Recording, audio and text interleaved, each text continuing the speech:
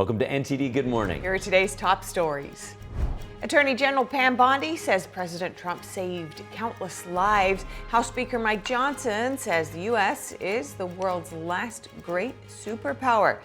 The latest on the capture of former dictator Nicolas Maduro. And the dethroned Venezuelan leader makes a personal request at his first court appearance. Meanwhile, he and his wife plead not guilty to federal charges in a New York federal court. A hotel cancellation involving ICE agents in Minnesota has drawn the attention of the Department of Homeland Security. We have the agency's response. And amid growing pressure from welfare fraud investigations in Minnesota, Governor Tim Walz says he's not seeking a third term in the state. More on the governor's announcement and President Trump's response. The CDC makes major changes to vaccine recommendations, dropping several recommendations for the first time. We have details about those changes. And with the rise of AI that's capable of driving our cars and writing our emails, how should we understand our own place in the future? We're going to speak to an author with a new book aimed at answering that very question.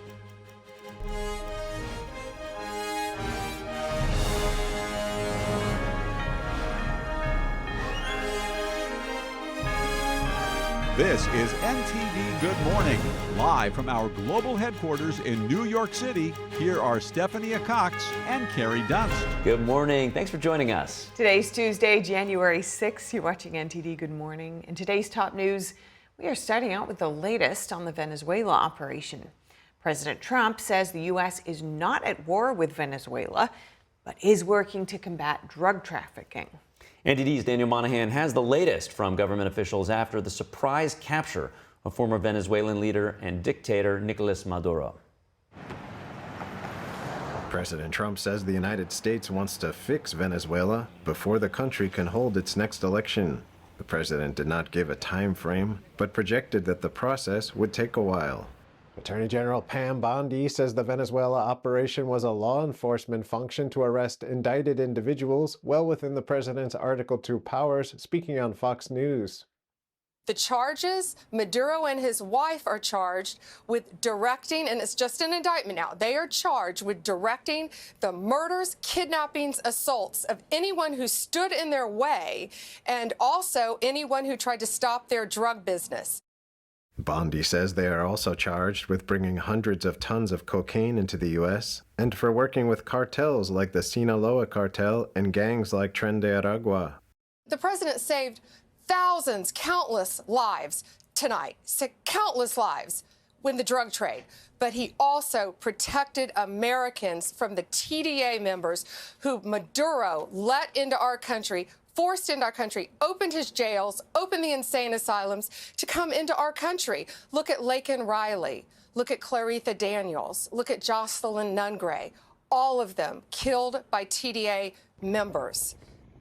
Homeland Security Advisor Stephen Miller says the Venezuelan casualties during the operation were among Maduro's Cuban Guard. Many don't realize that for years, Maduro stayed in power through an illicit deal with Cuban communists to provide his security because he didn't trust his own people to keep him safe. That is how much he was hated inside of Venezuela. Miller says by definition, the U.S. is in charge of Venezuela. We have the United States military stationed outside the country. We set the terms and conditions. We have a complete embargo on all of their oil and their ability to do commerce. The United States is running the country during this transition period. That now, obviously, that doesn't mean that President Trump is setting the bus fare schedule inside the country. Doesn't mean that President Trump is deciding the K-12 curriculum in the country. Secretary of War Pete Hegseth and Secretary of State Marco Rubio yesterday briefed lawmakers on the operation. Senate Minority Leader Chuck Schumer criticized the administration's plans, calling them vague and unsatisfying. I did not receive any assurances that we would not try to do the same thing in other countries. House Speaker Mike Johnson said the operation did not require prior consent from Congress. The president used his authority under the law. He did so in a way that caused no casualties on the American side, and got the job done with exquisite intelligence and extreme precision that can only be done by the U.S. Johnson says the U.S. is the world's last and great superpower. We stand for justice, and you're going to see that meted out here. It's overdue, and everyone will be safer because this has happened. Currently, the nation's interim leader is Delcy Rodriguez, who was originally Venezuela's vice president. Venezuela's oil sector holds the world's largest proven reserves at over 300 billion barrels, nearly 1/5 of the global total. President Trump says the U.S. oil industry could get new operations in Venezuela up and running in less than 18 months. In the 1970s, the Venezuelan government nationalized energy assets such as those owned by ExxonMobil and ConocoPhillips.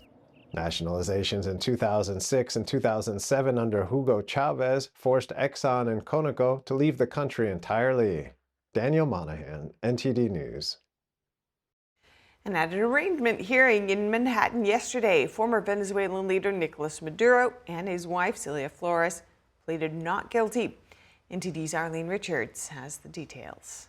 In a crowded courtroom on Monday, senior judge Alvin Hellerstein read former Venezuelan dictator Nicolas Maduro and his wife Cilia Flores their Miranda rights after summarizing the indictment against them. Meanwhile, outside, Venezuelans in New York were celebrating.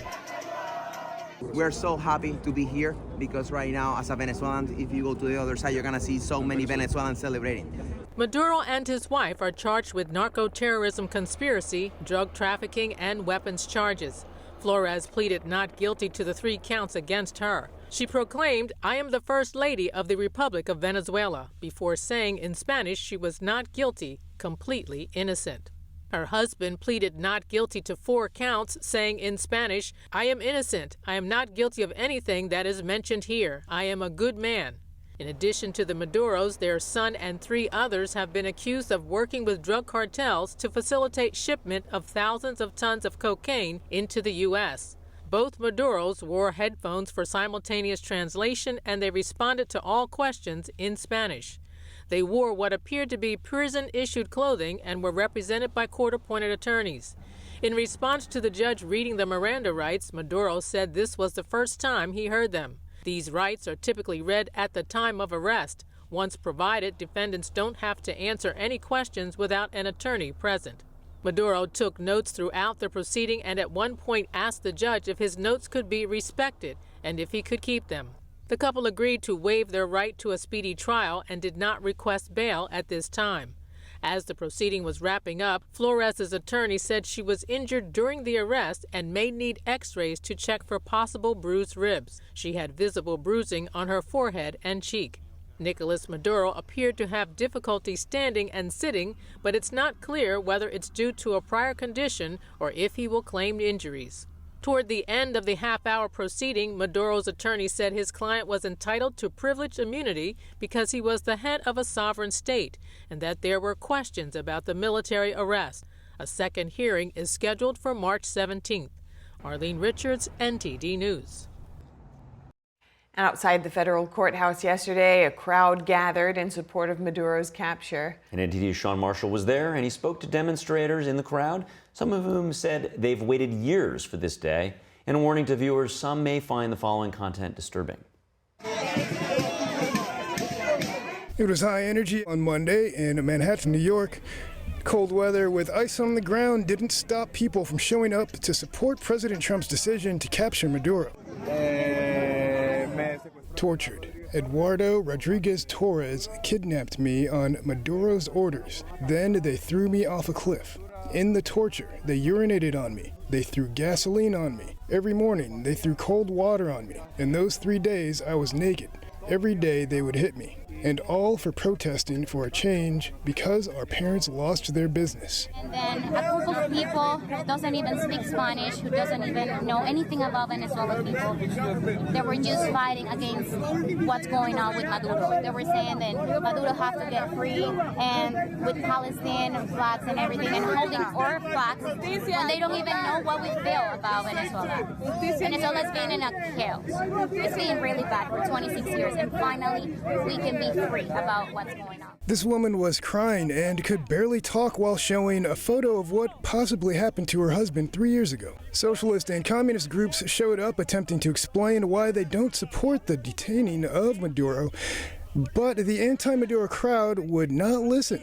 I do think this is a very complicated stage to debate because we're all talking from a very personal heart. So we're not in a good position to debate, you know? It's like, I do know it could be legally doubtful the way how it was done, but I'm just so happy it was done. Well, I'm happy for you guys. I mean, I'm not even going to take it away from you. That's my partner, Mel. I'm happy that you guys are happy. Thank you. We just Thank you for your time. Thank you. Thank you. Local Trump supporters also showed up to speak out loud and share their opinions. Americans, I think it affects you very positively. We're gonna share in some of the wealth from the oil because it was our installations over there, and we're not gonna allow Cuba to have oil, so Cuba's gonna fall. Nicolas Maduro was giving 1 million barrels of oil to Cuba a month, no more. Why? Because of the blockade. Yeah. You know why? Because we don't believe in communism. Because we don't believe in communism. Anti-communists also showed up to express their stances on communism and socialism. Sean Marshall, NTD News. Great report there from Sean. And over in Doral, Florida, elected officials met yesterday with Venezuelan community leaders. The event was billed as a celebration of a new day of freedom for Venezuela, with possible implications for U.S. national security. And Doral is home to the largest Venezuelan community in Florida. NTD's Chris Baugh brings us the story. I'm in Doral, Florida, where the population is 40% ethnically Venezuelan. At the restaurant behind me, a press conference was held with Senator Rick Scott of Florida, as well as Senator Ashley Moody and other representatives from the GOP. They joined Venezuelan community members for what was called a celebration after the arrest of Nicolas Maduro. Senator Scott told those in attendance that their continued advocacy kept the issue in the public eye and said that the administration's action happened because the Venezuelan community in South Florida continued to raise awareness about conditions inside Venezuela. Some people say, oh, is this good for America? Think about why it's going to be good for America. We're going to have a new trading partner. People we know, our friends and our family, are going to be able to live their dream in Venezuela. We're going to have lower oil and gas prices. Senator Ashley Moody sharply criticized Venezuela's longtime leadership, calling the Maduro regime criminal and illegitimate. Far too long, the Venezuelan people have lived under a dictator who is a criminal, a drug trafficker, who went through position after position in Venezuela and used those positions for his own profit, for his cronies, and he hijacked that government. He was never the legitimate leader. He is not the rightful president. For many in attendance, the issue is deeply personal. I left Venezuela around 7 years ago because I suffered political persecution. I have a really good friend who was put in prison by the Maduro regime. In the middle of the night, they broke into his house. And when that happened, well, I needed to escape and disappear because I knew for a fact that they were after me as well. Several speakers who fled Venezuela described their experiences living under socialism and said they support all actions targeting the Maduro regime. When you're really poor, you needed to go to a supermarket, get into a big line just to get a piece of bread. You really don't have time anymore to think about important things in life. They take away your individuality, and I think that's how they control you. If you need a medicine or something, in order for them to give you that, you need to affiliate yourself with the ruling party. Speakers also said they support stronger action against the Venezuelan regime and view the situation as a national security issue. At the end of the day, what he says is true. A lot of drugs are being produced and exported from Venezuela to the U.S. and elsewhere. A lot of criminals are being sent from Venezuela to across the globe. And I think that situation presents a national security risk. Where we've allowed the Russians, the Chinese, we've allowed Hamas, Palestinian organizations, Iran to come into our hemisphere because our presidents were weak. And China took control, China took advantage. It's like everything. Some said their opposition to socialism is rooted in protecting the next generation. When you allow socialism and communism to come into your country, it destroys. I have a 5-year-old daughter. And I fight every single day to make sure that we don't turn into Cuba, Venezuela, or Colombia. In Doral, Florida, Chris Baugh, NTD News. And thanks to Chris Bob for that report. And joining us now from Florida for further discussion on the Venezuela situation is Angie Wong. She's a Republican strategist. And Mike Leon, host of the Can We Please Talk podcast. Good morning to you both. Great to see you. To kick off, Angie, what's your overall reaction to this series of events over the last 3 to 4 days? Yeah, and I was there at the press conference yesterday on the invitation of Senator Rick Scott. What a day, what a weekend has been. There's been celebrations on the streets of Miami since 2 a.m. on Saturday morning. And everyone here is just so thankful for our president, thankful for Marco Rubio and Pete Hegseth and everyone who was a part of this. This is an overwhelming message at this point that the Venezuelan people are so happy to get rid of the Maduro regime once and for all, and to see him in handcuffs in court and having to deal with drug charges. It doesn't matter about the legalities even. I mean, I've been on press all weekend dealing with global naysayers saying that, this is kidnapping and all these other narratives. And maybe that's true, maybe it's not. Right, according to international law, which I'm not an expert in. But what I can tell you is that there are millions of Venezuelans praising that they can see their families again because this regime that has kept these families apart, they can now unite. And Mike, also from South Florida, your reactions to what you're seeing. Yeah, good morning to everybody. Well, it's a little bit different than Angie. Well, first off, you're not going to find any Venezuelan that's living here in the United States. And obviously, Carrie, I worked for a Venezuelan company for years.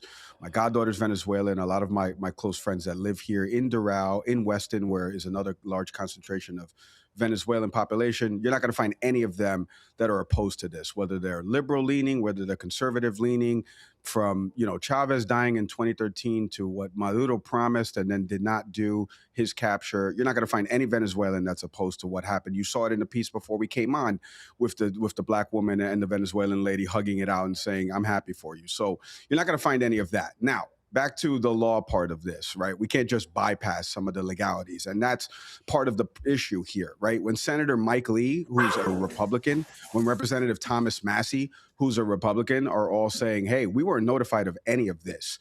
And, it kind of dances and skirts the law of whether or not the executive branch has the authority to pull off something like this, which is a foreign head of state going into a country, extracting that foreign head of state and bringing them onto U.S. soil. So, I mean, we've got to talk about that because we can't circumvent that and give the president carte blanche authority to do that. Now, in terms of the operation and stuff like that, yeah, it's great to see that our military is the strongest military out there and that we can pull off something like this.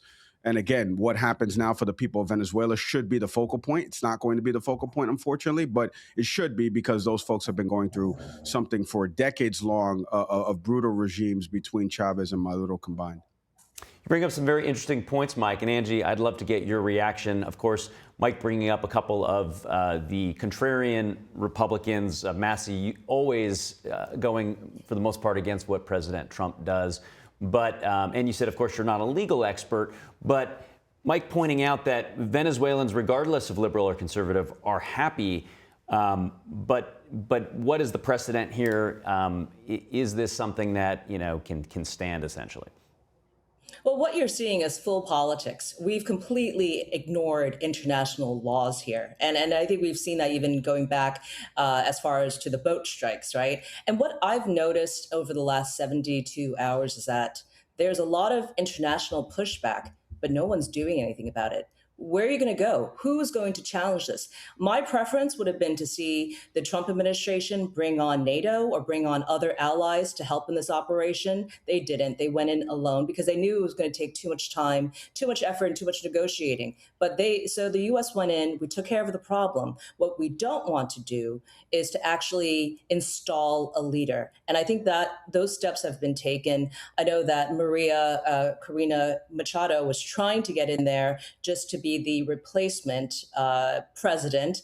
And she sent representatives to Miami to try to force that forward. But President Trump ultimately went to the vice president, Rodriguez, to take over as interim president. And that, all of that, of course, is there any legality to it? No, because the president, or so to speak, the president is in a Brooklyn prison right now, right? He hasn't stepped down. He hasn't resigned.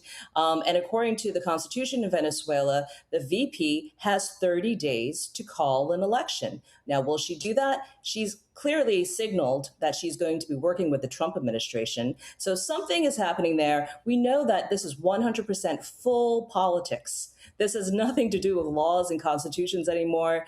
I know people will have a problem with that, but the reality is no one has pushed back. The allies, well, Keir Starmer said a few words, and other countries have kind of put some hard words together, but also they're not going to send troops to the U.S. There's no fighting in this. The only response that we're looking for right now is really Russia, China, maybe even Iran, but even they've been relatively quiet about this. Yes, and in the interest of time, while I do want to explore what happens next in Venezuela, Mike, I would like to get your reaction to what Angie said about other partners, particularly Cuba, but other regional partners and even over to Iran.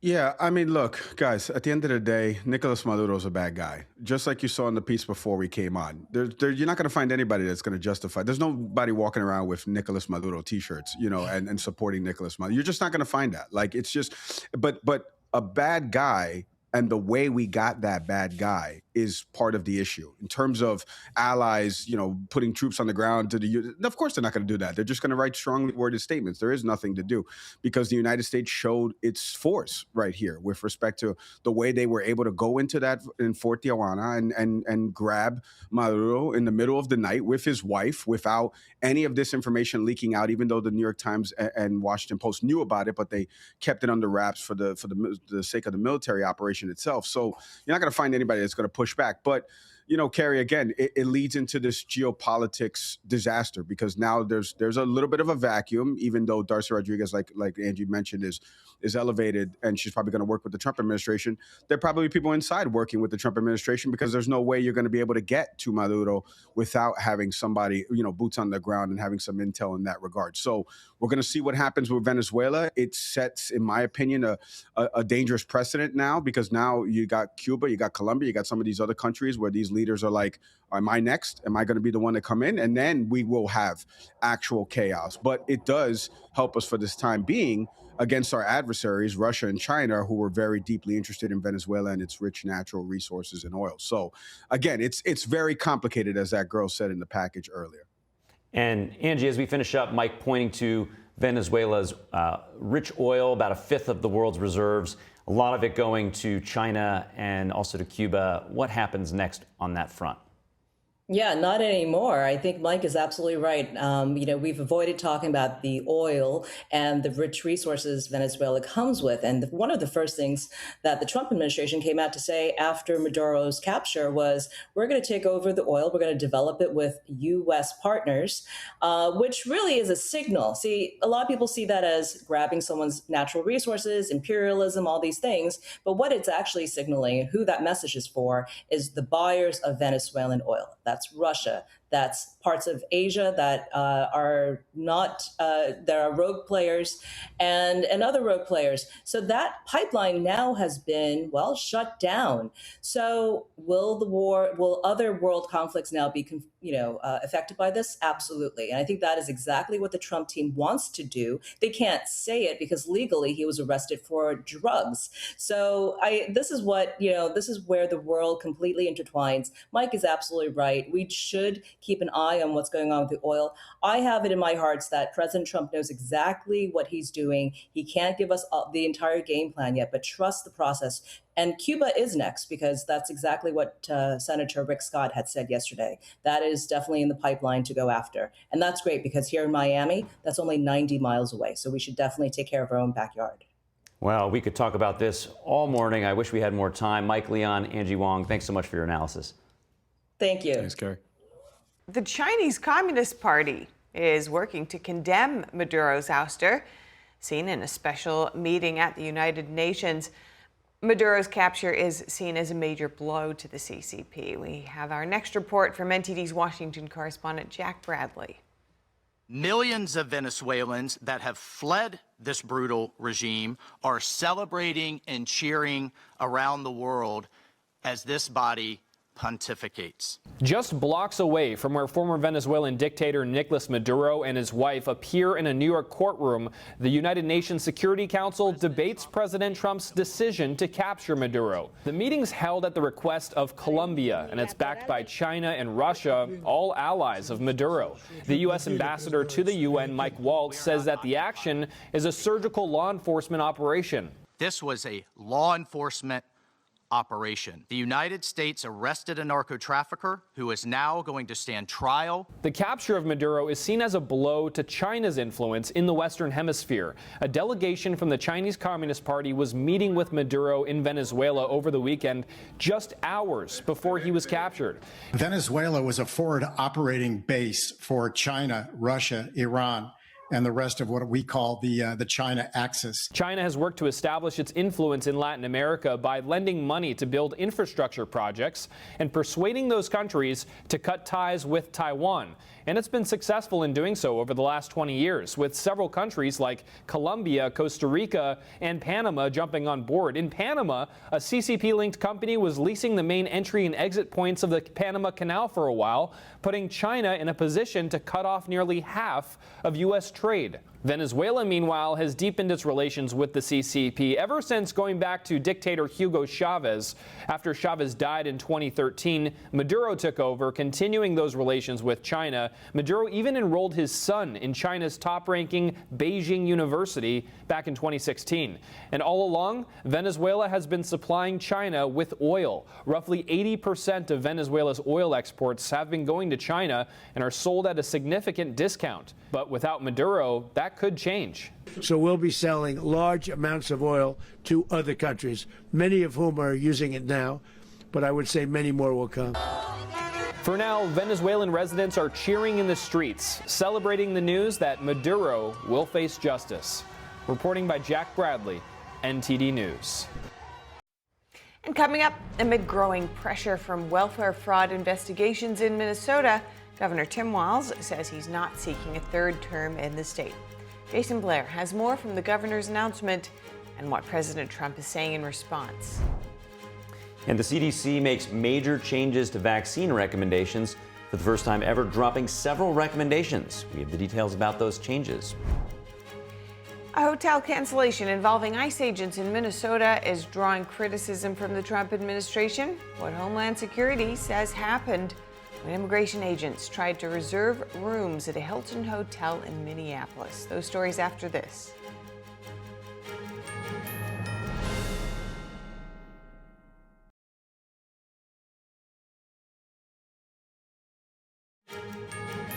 The CDC has made major changes to its vaccine recommendations, more closely aligning with international norms in other developed countries.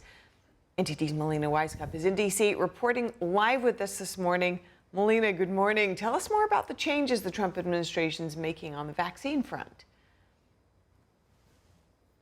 Hi, good morning, Steph. So the CDC is now narrowing the number of shots recommended to all children from 14 types of vaccines down to 8. So the ones that are dropped here are influenza, rotavirus, hepatitis A, and meningococcal disease. The CDC previously dropped the recommendations for hepatitis B and COVID-19 last year, but shots for the vaccines that are dropped from the broad recommendations will still be available, and all the diseases that were covered by the previous immunization schedule from the CDC will still be covered through the Affordable Care Act and other federal programs like Medicaid and the Vaccines for Children program. The goal isn't necessarily to take vaccines away from families, but it's to try to provide more transparency about the risks and benefits that are associated with these vaccines, allowing for more room for conversation between doctors and parents. The Trump administration decided to take this direction after telling the CDC to look at other countries, like you mentioned, to determine if there's other developed nations that perhaps have a more appropriate schedule for children. So the CDC says it consulted with countries like Denmark, Germany, and Japan. Also, they consulted with the vaccine scientists at the CDC and FDA in order to make these new recommendations. Now, the Health and Human Services Secretary, John Kennedy, said of the change, after an exhaustive review of the evidence, we are aligning the U.S. childhood vaccine schedule with international consensus while strengthening transparency and informed consent. Now, of course, some health experts are concerned about the broader impacts like if it will cause confusion broadly or what it could mean for public health. Now, one pediatrician based in California, Dr. Joel Warsh, told the Epoch Times that the pushback is to be expected, but also clarified that reducing universal recommendations doesn't necessarily mean vaccines are being banned or declared unsafe. It just means the CDC is acknowledging that not every vaccine has the same risk-benefit profile for every child. Steph. Well, thank you so much for this update, Melina. I'm sure we will be touching base as anything else further to this point comes out. Thank you so much.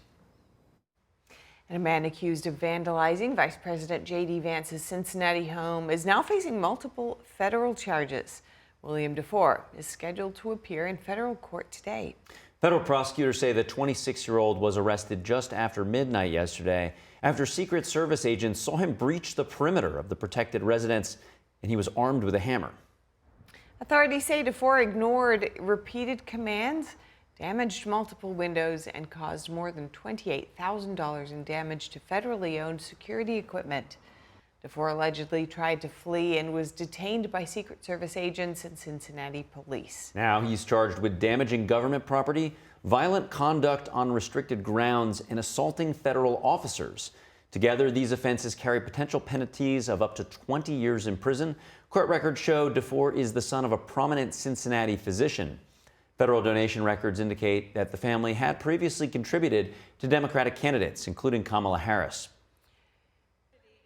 Meanwhile, Minnesota Governor Tim Walz says he will not be seeking re-election this year. The announcement comes amid growing pressure from allegations of fraud in his state. Walz said he would not be able to give an election campaign his full focus. NTD correspondent Jason Blair has more.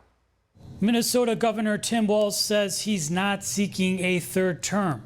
Walz says, as I reflected on this moment with my family and my team over the holidays, I came to the conclusion that I can't give a political campaign my all. Walz also read the statement at a press event on Monday. Every minute that I spend defending my own political interest would be a minute I can't spend defending the people of Minnesota against the criminals who prey on our generosity and the cynics who want to prey on our differences. He told reporters he would answer their questions afterward, but left without taking questions. About 2 weeks ago, allegations of ongoing widespread fraud in Minnesota jumped more prominently into the national spotlight after an investigation into daycare centers filmed by YouTuber Nick Shirley went viral. The Trump administration has recently been taking action against Minnesota. This includes freezing federal funds for childcare after allegations surfaced of fraudulent daycare schemes. Officials say the state now needs to provide documented proof that its facilities meet federal regulations. The FBI has also announced dozens of indictments in an alleged $250 million fraud scheme in the state. Walz also commented on the fraud situation in Minnesota in his statement, saying that, quote, for the last several years, an organized group of criminals have sought to take advantage of the state's generosity. And he listed actions he has taken to curb the fraud. He added that he'd continue to fight it, saying, in the coming weeks, my administration will continue working with law enforcement to hold criminals accountable. We'll keep pushing for more resources and reforms to prevent fraud. Governor Walz has led Minnesota since 2019, beating Republican Scott Jensen by about 200,000 votes. In 2024, Walz announced a re-election bid for his third term.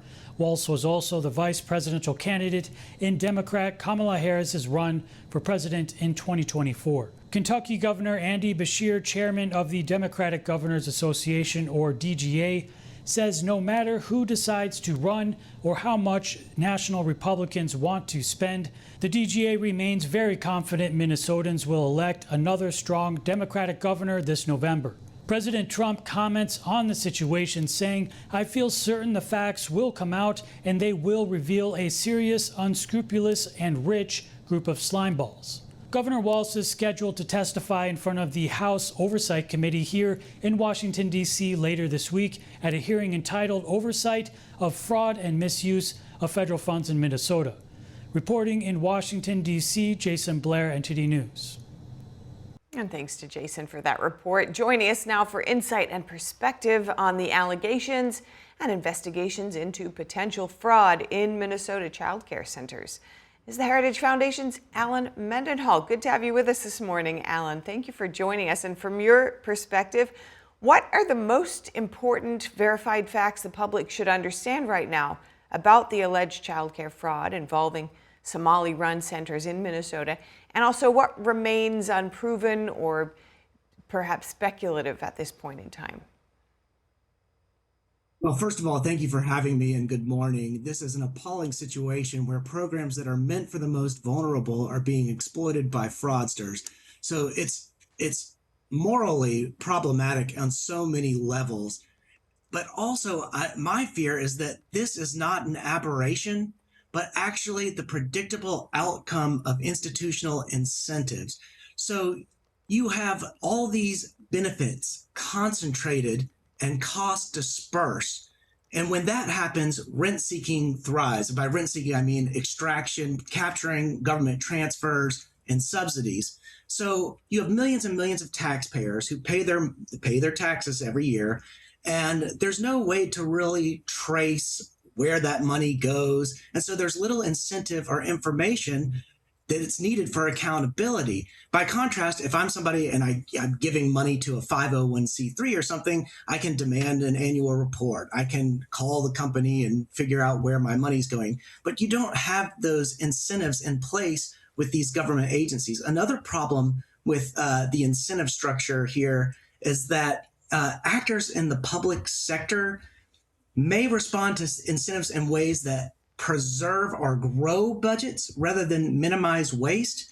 And so after this COVID era, where you had the growth of different benefits, whether they were nutrition subsidies, whether it was with the housing stabilization services, whether it was Medicaid, you attracted fraudsters. So you had the wrong incentives in place to increase spending and participation in ways that actually attracted fraud. And so that's very problematic as well. So in terms of the facts, we're still gathering facts. The DOJ is looking into the situation, and I suspect we'll find more and more fraud as the weeks go by.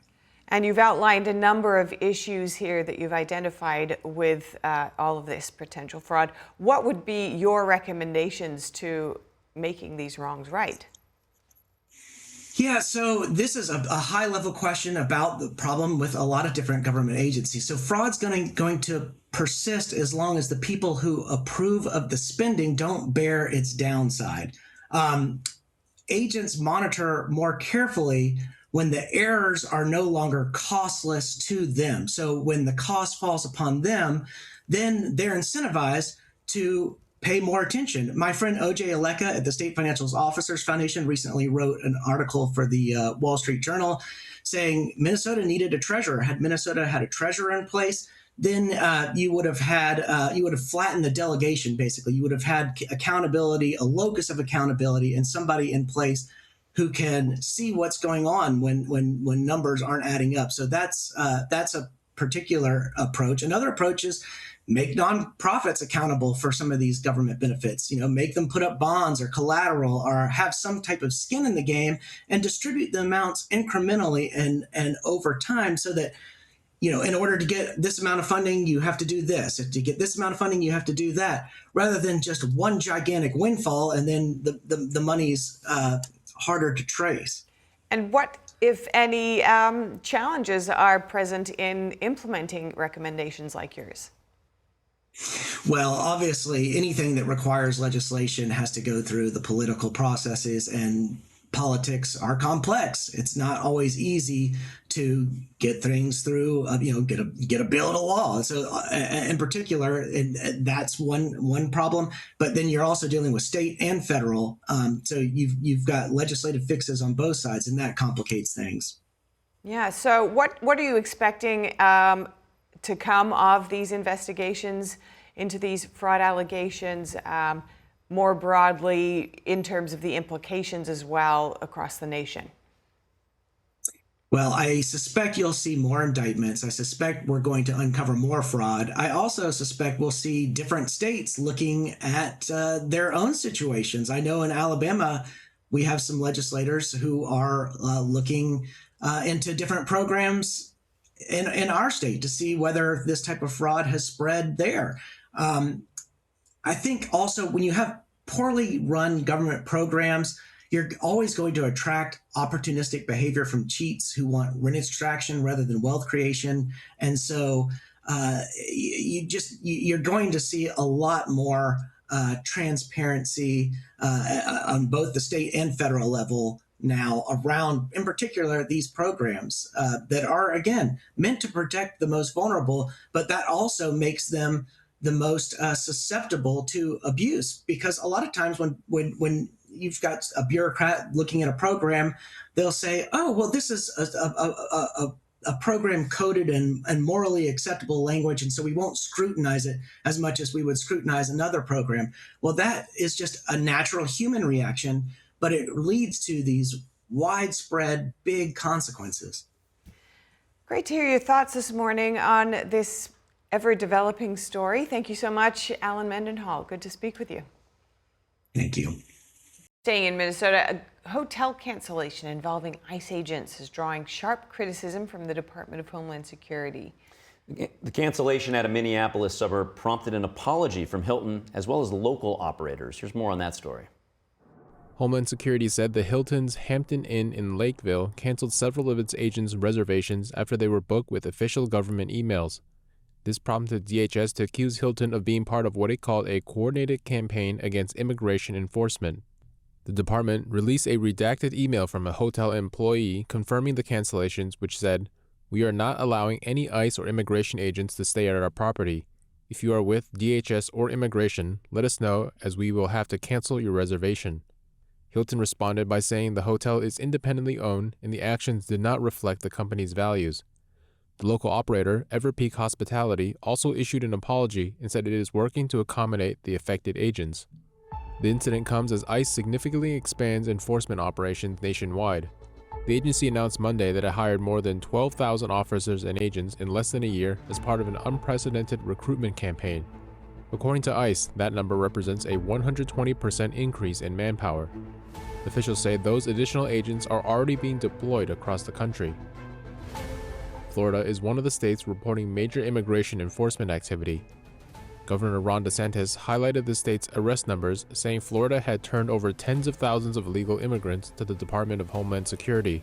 So there's no other state that has been able to do anything approaching what the state of Florida has been able to do. And Operation Tidal Wave's over 10,000, but then if you look at the other efforts of the counties combined, we're close to 20,000 arrests that have occurred just in the last year. Of those people, DeSantis says 63% had prior arrests or convictions, including violent offenses and sex offenses. And the U.S. Postal Service says it will phase out commercial drivers who have not been vetted by the agency. The Postal Service said yesterday it intends to tighten safety requirements nationwide. The chairwoman of the Postal Service says the move is necessary to protect employees, customers, and the public. The announcement follows the Transportation Department's emergency regulation to restrict commercial driver licenses to immigrants or non-U.S. citizens after a fatal crash in Florida and a government audit. The USPS moves 55,000 truckloads a day, and it says it will monitor contractor performance and safety data to reduce accidents across its network. And the Corporation for Public Broadcasting is shutting down after losing its federal funding. CPP's board voted yesterday to dissolve the organization after nearly 6 decades. The nonprofit was created by Congress in the 1960s to distribute funds to NPR, PBS, as well as other public radio and TV stations. CPB had been winding down since Congress acted last summer to defund its operations. Now its board of directors chose Monday to shutter CPB completely instead of keeping it in existence as a shell of its former self. The organization's president said dissolving was meant to protect public media from further attacks. Many Republicans have long accused networks like NPR and PBS of being biased in favor of liberals. In March last year, the CEOs of both networks testified on Capitol Hill amid allegations of far-left bias. And the Department of Education is launching a new online portal that tracks foreign funding in American universities. Education Secretary Linda McMahon says the website is designed to protect U.S. institutions from harmful foreign influence. The website ranks China as the fourth biggest foreign contributor, giving more than $4 billion to American universities. The communist regime would become second on the list if combined with additional funding from Hong Kong, which is now under the CCP's control. Under the Higher Education Act of 1965, universities are required to disclose foreign gifts and contracts that are valued at more than $250,000 a year. And the Pentagon is censuring Democratic Senator Mark Kelly of Arizona for what it calls reckless misconduct. Secretary of War Pete Hegseth says he also plans to demote the military veteran. In a statement on X, Hegseth said this is due to a video message from last November. In that video, Kelly and 5 other Democratic lawmakers called on U.S. service members to refuse what they called, quote, illegal orders. They didn't specify what they considered an illegal order, but their video came amid the Trump administration's pressure campaign on Venezuelan drug boats. Hegseth called the video, quote, reckless and seditious, saying it sought to undermine good order and military discipline. The War Secretary said he will demote Kelly's military rank, which is currently Navy captain, within 45 days. This will affect Kelly's military pension. The senator has 30 days to respond. The Pentagon's actions stop short of the Trump administration's threat of a trial. And federal officials are moving to halt more than $10 billion in childcare and social services funding to 5 states over concerns benefits may have gone to non-citizens. According to multiple reports, the Trump administration plans to freeze funding administered by the Department of Health and Human Services. The pause would affect California, Colorado, Illinois, Minnesota, and New York. It includes money from the Childcare Development Fund, temporary assistance for needy families, and the Social Services Block Grant. More than $7 billion in needy family funding alone would be withheld. And officials say letters citing concerns about improper payments were sent to state leaders yesterday. Democratic officials in several states criticized the move, warning it could harm low-income families, while federal agencies continue reviewing alleged misuse of funds. And coming up, a security guard from the Chinese consulate in Los Angeles pepper sprays local residents as they gathered to celebrate the arrest of Nicolas Maduro. We're going to have that story and more. We'll be right back.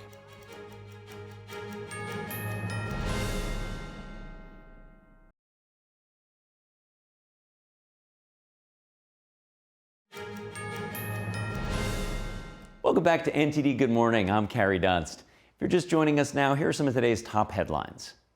President Trump says the U.S. is not at war with Venezuela, but fighting drug trafficking and transnational crime.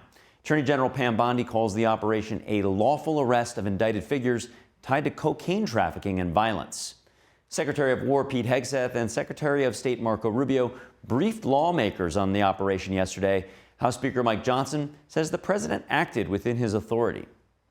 And Nicolas Maduro and his wife Cilia Flores pleaded not guilty yesterday at an arraignment hearing in Manhattan. They're being charged with narco-terrorism conspiracy, drug trafficking, and weapons charges. The couple agreed to waive their right to a speedy trial, and they did not request bail at this time. A second hearing is now scheduled for March 17th. And the CDC made major changes to its vaccine recommendations yesterday. They narrowed the number of shots recommended to all children from 14 down to 8. Now, the recommendations more closely align with other developed nations, such as Denmark, Germany, Japan. HHS Secretary RFK Jr. said that the decision protects children, it respects families, and it rebuilds trust in public health. And a Minnesota hotel cancellation involving ICE agents is drawing sharp criticism from the Department of Homeland Security. It's also prompting apologies from a Hilton and a local operator. DHS says agents' reservations were canceled after being booked with official government emails. Hilton says the property is independently owned and that those actions were not company policy. Those are this morning's top headlines. With that, Steph, over to you. Thanks, Carrie. And next, Chinese residents gathered outside the Chinese consulate in Los Angeles on Sunday to celebrate the arrest of Venezuelan dictator Nicolas Maduro. But the gathering took an unexpected turn when a security guard from the Chinese consulate responded aggressively. Here's that story. Local residents gathered outside the Chinese consulate in Los Angeles on Sunday to celebrate the arrest of Nicolas Maduro.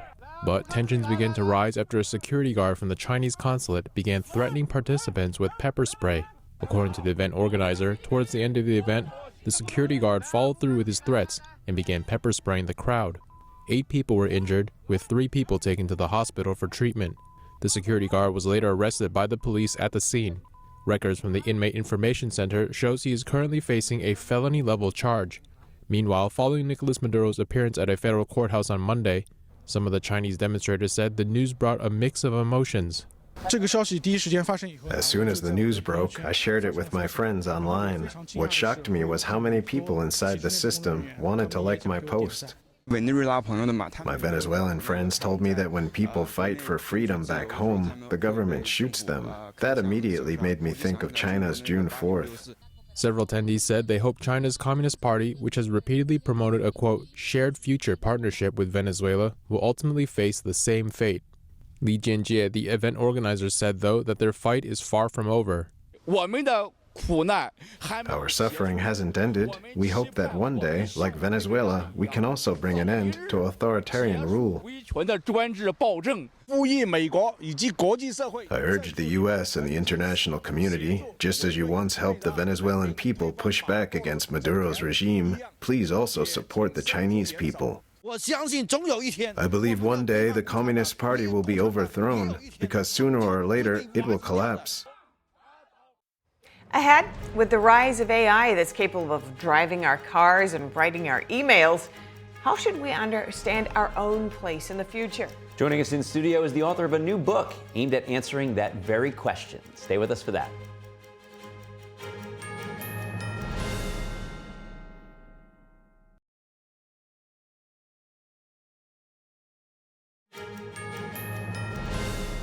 Welcome back. Robots steal the spotlight during Nvidia's keynote at CES in Las Vegas. Nvidia yesterday showcased what it calls physical AI at the Consumer Electronics Show. According to Nvidia, physical AI refers to systems that operate in real environments, such as robots and self-driving cars. The company says the robots are designed to perceive, decide, and act in the real world. The robots are powered by Nvidia chips and software. According to Nvidia, physical AI systems need to understand space, predict outcomes, and respond safely in real time. And that's something the company says requires far more training than just traditional software. Nvidia also introduced next-generation AI chips, promising to deliver 5 times the computing power of earlier models. And as we saw, Nvidia is among the hottest companies at the Consumer Electronics Show in Vegas. That's the annual show that kicks off the year. That certainly is, and Nvidia is also the world's most valuable company, edging out Apple, Microsoft, and other tech companies that dominate the top 10.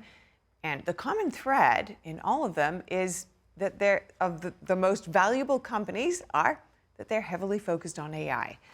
So how should us humans understand our own place in this not-so-distant future where most jobs will be handled by machines? And joining us to provide some optimism is successful technologist Jeff Birmingham. Jeff is a former Utah gubernatorial candidate, and he's also the author of the cleverly named new book, The Last Book Written by a Human. Jeff, so great to have you here. I got to say, this is a very punchy title, The Last Book Written by a Human. So how'd you come up with the name, and why did you want to write this book? Yeah, Carrie and Steph, it's good to be with you today.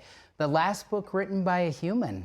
I hope that's not the case. Right? It's a little tongue-in-cheek, but I wrote this. Every painstaking word comes from a human. Actually, there's a little twist. The foreword is written by ChatGPT.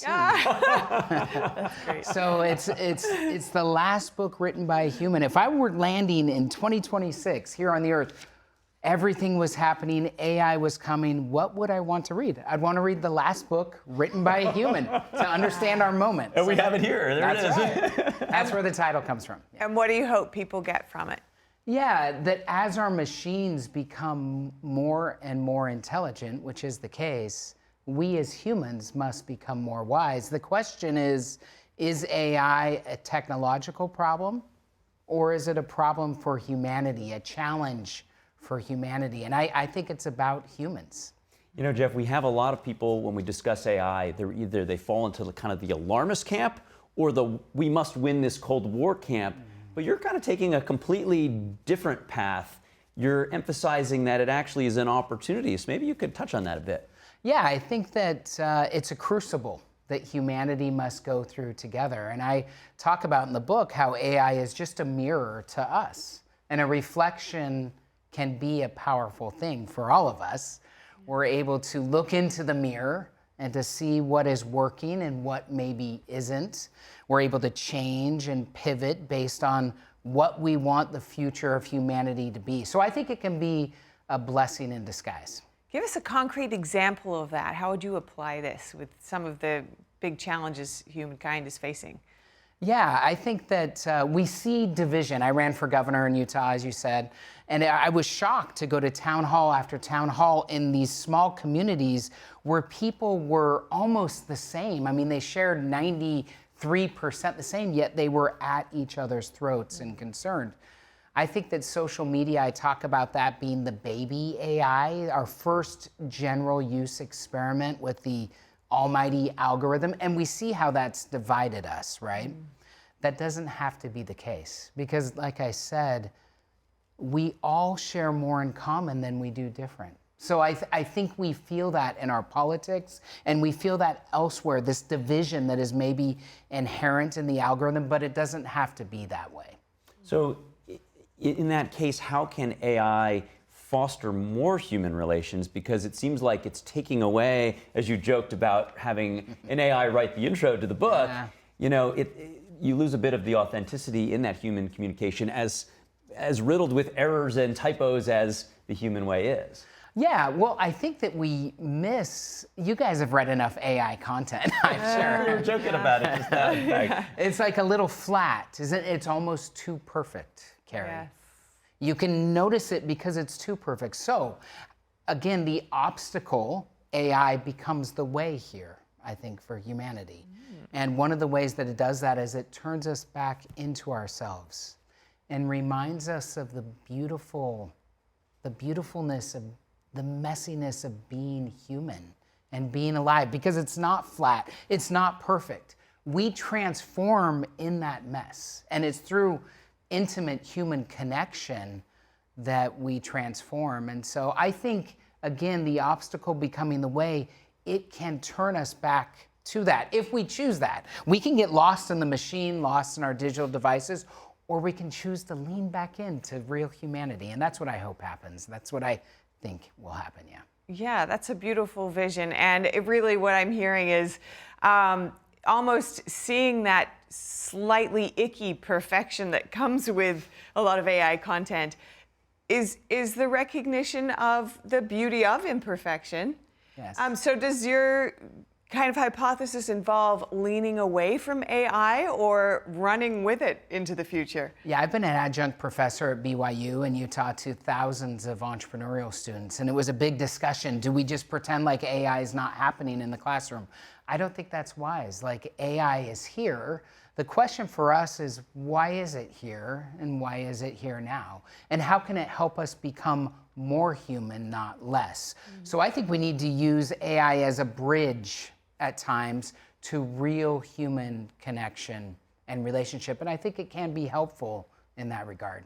In terms of the risks and sort of all of the dystopian movies that we've seen, some great ones with Arnold Schwarzenegger. Yeah. You know, what do we, especially as a technologist yourself, what do we as a society have to be aware of in the design of these systems, which seem to be accelerating at a pace far quicker than any legislation could keep up with? Yeah, I think two things. Number one, first of all, you know, unfortunately, the human condition, we need pain to progress. And so I'm not saying that there isn't pain coming from AI, and in fact, I think it is the pain that, like I said, turns us back to ourselves, maybe stops us from continuing to look outside where the answers aren't really there, They're inside of ourselves. In terms of regulation, obviously it can't keep up. This is why wisdom, I think, must match intelligence. And that wisdom comes from us. No matter how real we think AI is, it's a machine. It hasn't felt the pain of loss that the three of us have felt.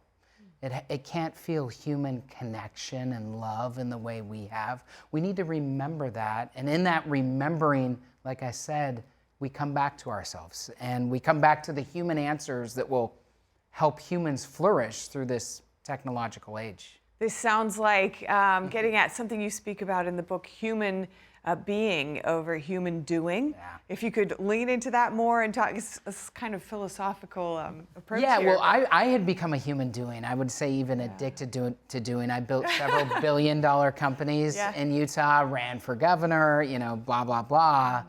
But the power is not found in the doing. In fact, I talk about climbing my little mountain of success and getting to the top of the mountain, and there being nothing up there but a cold, howling wind, just void, and more void on top of that.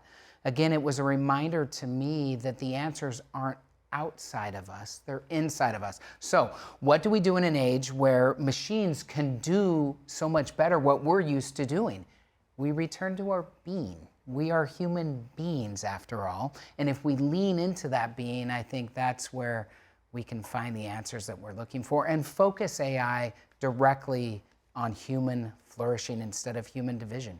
And Jeff, just in our last 30 seconds, what do you hope people get from the book? And even if they don't read it, what do you hope that they know about the last book written by a human? Well, I think they'll feel the humanity. I hope that they see their story in mine, and that this book was written to be a conversation starter. It's 2026.